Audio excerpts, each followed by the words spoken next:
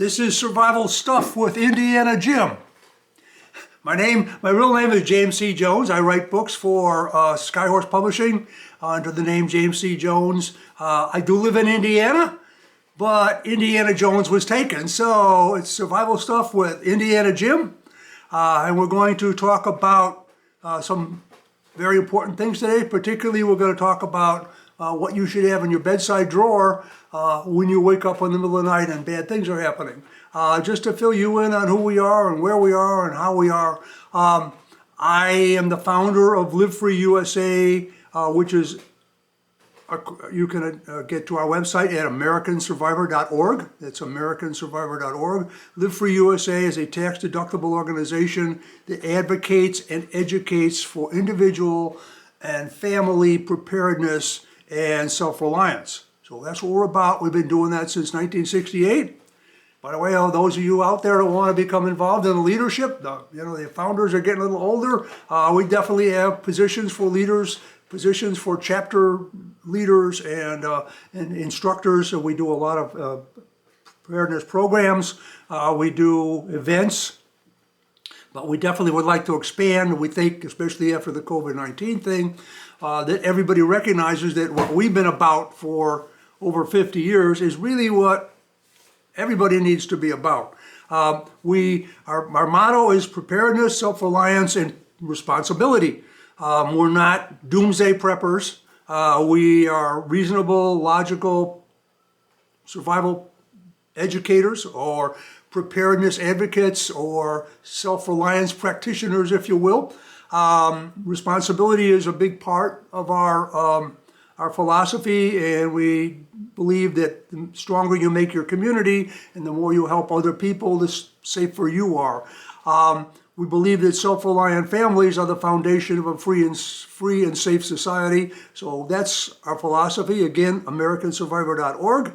You can also contact me at survivorjj@aol.com. That's survivorjj@aol.com. If you have questions or maybe you have a suggestion for a program you'd like us to do, you go to our website, you'll also see literally hundreds of articles in our newsletter.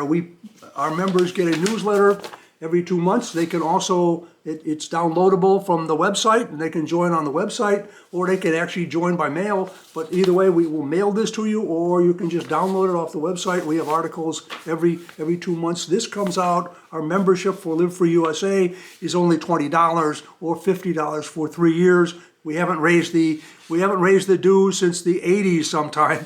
So we've been around for a while.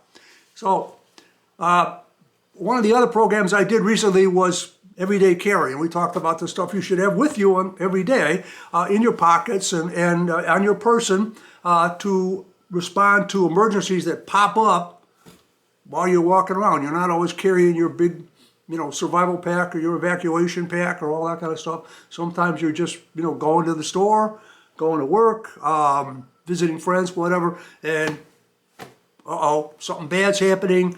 Maybe I got something in my pockets, especially nowadays with the cargo pants. Wow, I love cargo pants because you can carry a whole survival kit in the pants. But we covered that in a different show. Today we're going to cover bedside drawer. It's an area that very few preparedness advocates and survival instructors have addressed. I think we're unique in that respect. I think it was back in the maybe 2006, 7, 8 that we started talking about what's in your bedside drawer. I cover it extensively in one of my books from Skyhorse Publishing, The Total Survival, which if you go to Skyhorse Publishing website or Amazon, you can buy that book. I actually have 4 books in publication right now. And this isn't about selling books, but that's a good reference if you want to go further, again, beyond our website. But we talk about bedside drawer. I used to actually have a little drawer that I carried around and did presentations, and then I'd take the drawer and I'd show everybody what was in there. But just think about it. You spend eight hours a night or more in bed, and bad things happen. And, disaster doesn't have a time schedule, I can't have a hurricane or a tornado or a fire or a home invasion because, you know, Charlie's asleep. That wouldn't be fair. That's not the way disasters work. Okay, I've had the experience of waking up with a house full of smoke. Fortunately, it wasn't really the house was on fire, but boy, the adrenaline gets going. I woke up where I heard the sirens going off, that there was a tornado coming through in the middle of the night. So all of us can have those kind of situations. So what you have in your bedside drawer, you don't want that thing filled up with junk and be rummaging around in there, and you don't want things that you really are going to need, especially if you have to evacuate the house quickly and they're spread out all over the house. For instance, fire.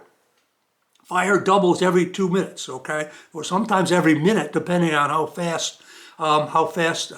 close the fuel is together. So if you've been asleep for 10, 15, 20 minutes before you wake up and the fire's been going, it's pretty well going. And believe me, you do not have time to rummage around looking for things. Where did you put your car keys? Where did you put this? You should have a plan in place with your family. We smell smoke. The house is filled with smoke. This is what we do. You can even practice a drill. Blindfold yourself, have everybody crawl through the house and find their way to the front door or whatever door is closest and get out, because the fire will double very quickly. The air will be full of, you know, for instance, if you wake up in bed in the middle of the night and it's kind of hot and there's a lot of smoke, and you wake up and you sit up, lots of times that's where the fire department finds the people, all dead, because as soon as they sat up, the air up here was 350 degrees. The air down here was maybe 140. They woke up, they sat, took a breath of that air, their lungs shriveled up to the size of a grapefruit or smaller, shriveled up from that heat, and they were dead, just like that. You got to roll out of bed and crawl to the front door. So that you've got to have a plan for fire. You should have a plan for home intrusions so that you can all get together at one place. You have to have a plan for, you know, a tornado, any other kind of things. You should have a plan with your family so everybody knows what to do. Anticipation, by the way, is the first of my 10 principles of survival. You need to anticipate those things. They will happen. They do happen to people, and people do die unnecessarily for lack of preparedness. So your bedside drawer is a little survival kit. It's the first thing you can get to. It's, you know, there it is. Okay, first of all, what you should have on top of your, every night when you go to bed, you want to have your car keys, your wallet, to wear glasses, your glasses, and your cell phone. And really, it's a good idea to keep your landline, because sometimes when in the worst kind of disasters, the cell phones don't work.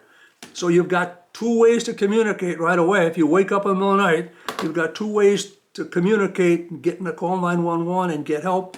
But these are the things that should be right on top, you know, wallet, keys, glasses. Because, you know, the house on fire, you run out of the house, you left your car keys somewhere. Hopefully you didn't leave your car keys in the car, because some of my neighbors have actually left their car keys in the car. And the car left all by itself in the middle of the night because they left their keys in there, and people come around and check, believe it, people come around and check your car at least once a week to see if it's unlocked and to see if there's any keys in it. It's something people don't like to think about. Cars disappear, but have your car keys right there. You grab your keys, you grab your wallet, you grab your cell phone, and maybe you're out in front of your house and it's a bad thing, you're watching your house burn down, or maybe you got out of there because an intruder was in there and you were able to get out another door. Whatever the situation is, you got your phone, you got your car, your vehicle, and you got your wallet. If not, you're out there, your house is burning down, or whatever bad things happen, and you don't have a wallet, you don't have any money, you don't have a cell phone to contact people for help, you don't have your car keys, so your car's still stuck in the garage, and it may go down with the rest of everything. So you want to have those things. And while I'm on the subject of phones, whether a cell phone or a landline, I'm wondering if this thing is going to ring while I'm doing this presentation. First thing you do when an intruder's in the house, you call 911. You gather your family, okay? You call 911 and you tell them where you are in the house. and you tell them there's an intruder, and you tell them where you're in the house, how many people, I have 2 children and my wife, and we're all in the main bedroom in the north end of the house, and if you have a gun, you tell them I have a firearm and I'm going to stay here, and then they'll keep you on the line and tell you the police are here, the police are entering your home. It can prevent a lot of bad things happening. So you need to tell them and then stay on the line. Tell them you're armed. Tell them where you are in the house, so that the police will come in and recognize the intruder is not you. Okay. The other thing about intruders, while I'm on that, is don't go looking for the intruder. You see it on TV all the time. Let's go look. Let's take my gun. I'm going to go find that sucker. I'm going to take care of him. Any of you who are in Vietnam, you realize that the ambusher always had the advantage over the patrol. Okay. Again, you're moving around. He's moving around. You have what they call a contact battle or whatever, and you did a gun battle in your house. You don't need that. Okay. You stay in one spot.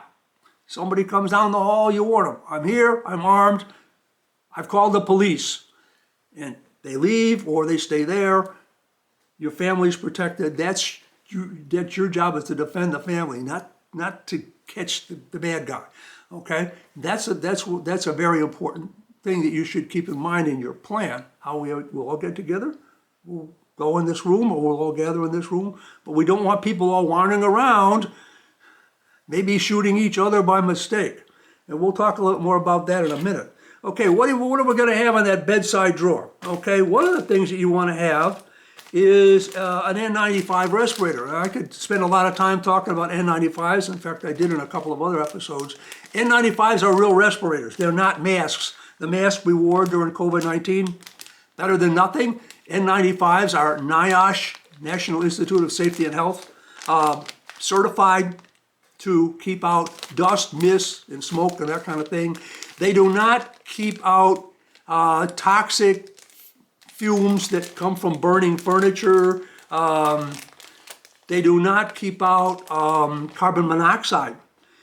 They do not suffice when the oxygen has all been eaten up by the fire. And all those things are happening rapidly when you wake up and the smoke is filling the house. At 300-degree high temperatures up here. And by the way, don't pay attention to television where you see people all walking around and there's furniture's all on fire and they're still walking around talking to each other and you gotta get out of here.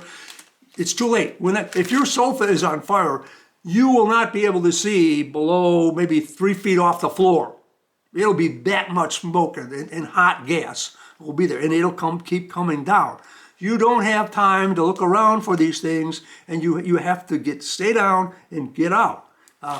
But this will help you so you're not breathing dust and carbonized material and all that kind of bad stuff is going to make you choke and cough and get into your lungs. It'll also help a little bit of protection against the heat, the hot air that could damage your lungs. So you want to have these for everybody, and they know how to put them on real quick.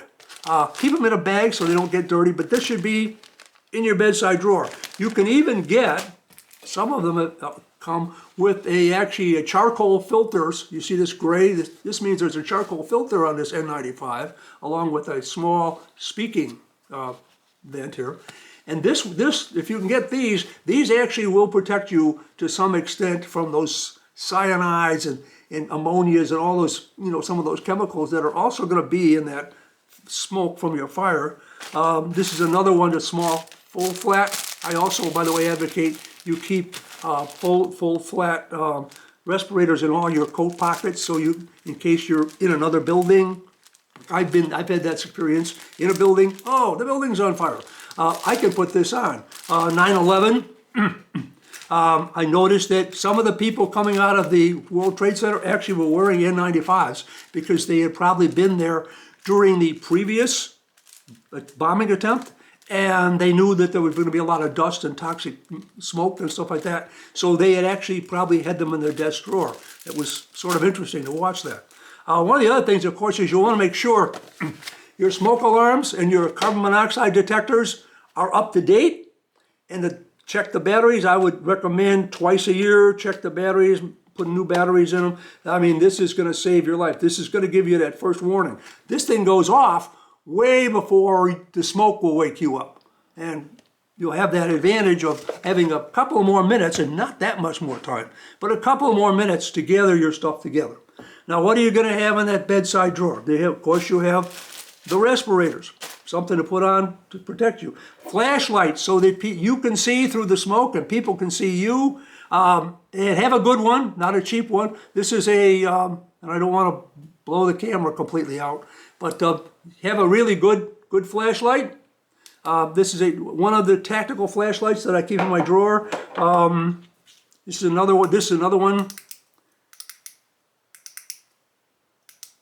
Actually, if you click it, yeah, there you go. If you click it just right, it actually does a blinking function, which would really get the attention of the fire department. It will also disorient. You shine this right in the eyes of an intruder, and it will disorient them. So that's sort of a cool thing. Another flashlight I've got, which is from Stealth Angel, which I don't usually recommend particular companies, but they really have a lot of great survival supplies. Is this this has that blinking function.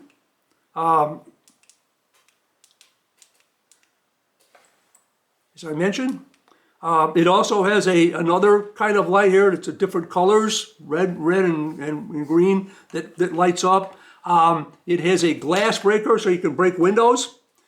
Good one to have in your vehicle too, by the way.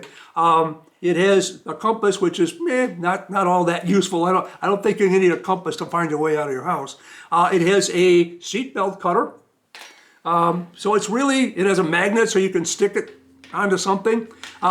Very great flashlight for, it's solar rechargeable. It's also, you can recharge it off your computer. It's great to have in your car, great to have in your bedside drawer. So you want a really good flashlight in a bedside drawer.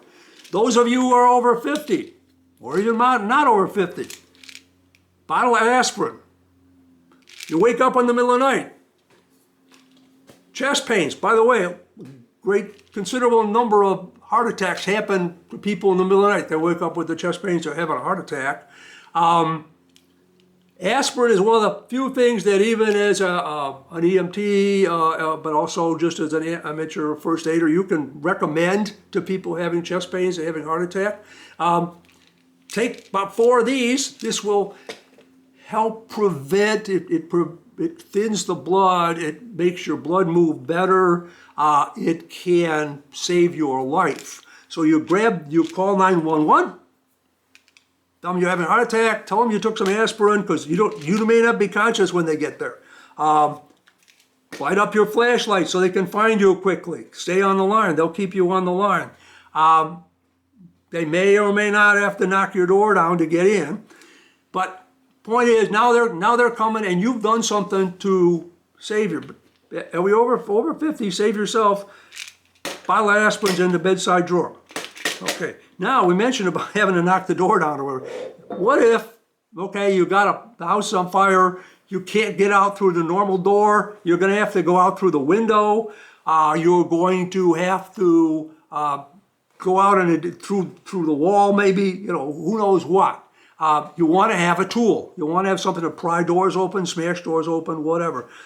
You can get these. These are basically, you can get these at Harbor Freight, most hardware stores. So it's got an axe, a hammer, a crowbar, a nail puller. And they're pretty heavy. It's a good weapon too, by the way. Nasty weapon. But you have one of these in that drawer, and you can knock that window out, knock the frame out, jump out the window. All kinds of. You can go through the wall actually and chop your way if you had to get out. You have something like that. You may want to be a little more conservative. You can also get one of these small pry bars, which you can also smash things. I think they're maybe $5. I don't know, maybe not that much. But anyhow, you can have something like this.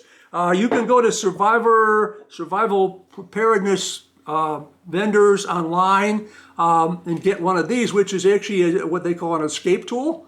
And the nice thing about the escape tool is it has a gas thing, a wrench to turn off your gas, okay?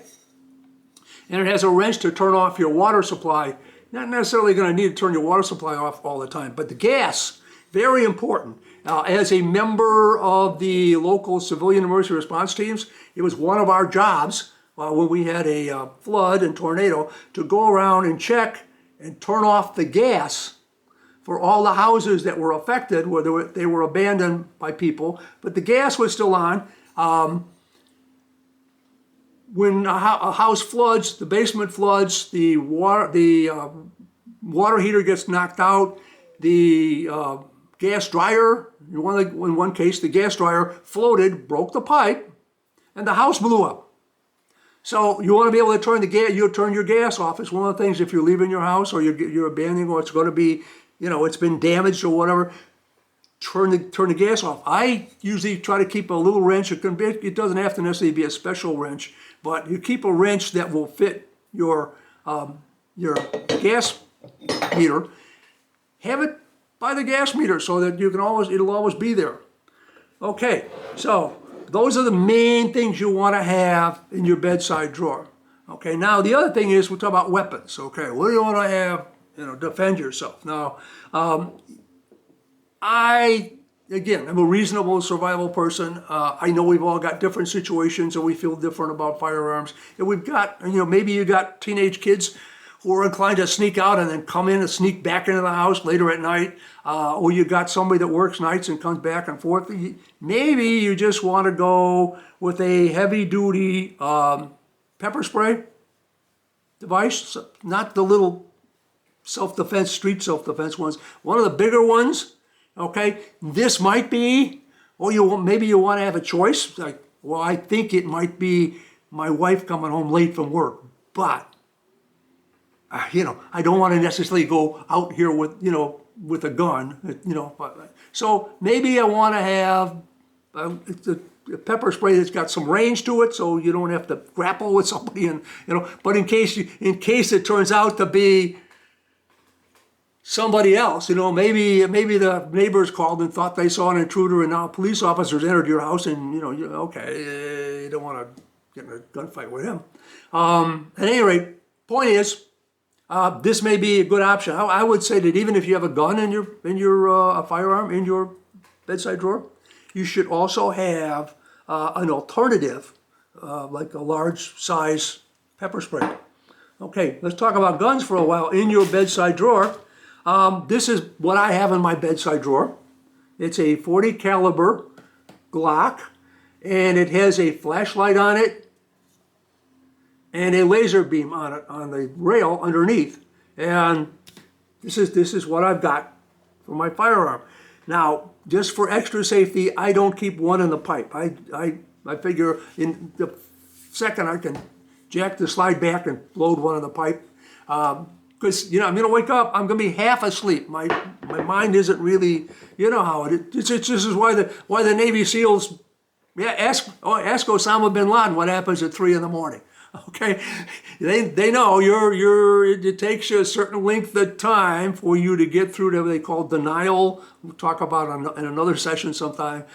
That denial happens in your head, and when you're asleep, it takes even longer for you to get to that point of deciding analyzing what's happening, deciding on action and taking action, and it's longer. So you definitely want to make sure that you don't take the wrong action. And one of the other principles is do the next right thing and don't do the next wrong thing. Okay, so anyhow, this is what I have. You can have a revolver. Revolvers are very reliable. You don't need a 40-round clip, some huge firepower. You're talking about saving your family, discouraging an intruder, dealing with an intruder, whatever. And believe me, if you need more than what's in one magazine in your gun, there's something really radically wrong with your situation. But nevertheless, firearm is a good thing to have. 38 revolver is a really nice choice because it's very reliable, it's simple, and you can maintain it. By the way, maintaining, you want to check those flashlights and make sure they're still working every once in a while, maybe every couple of months, just check it, make sure if it still works. Check that drawer, but you shouldn't have other junk in that drawer. You should be able to reach there in the dark and get what you want. So that's the bedside drawer. Those are the things you need in your bedside drawer. Those are the things you need on top of your bedside table at night, so that if you are caught with a situation, disaster, emergency situation, in the middle of the night, you're covered. So until next time, this is Indiana Jim for Life and Freedom, and we're out.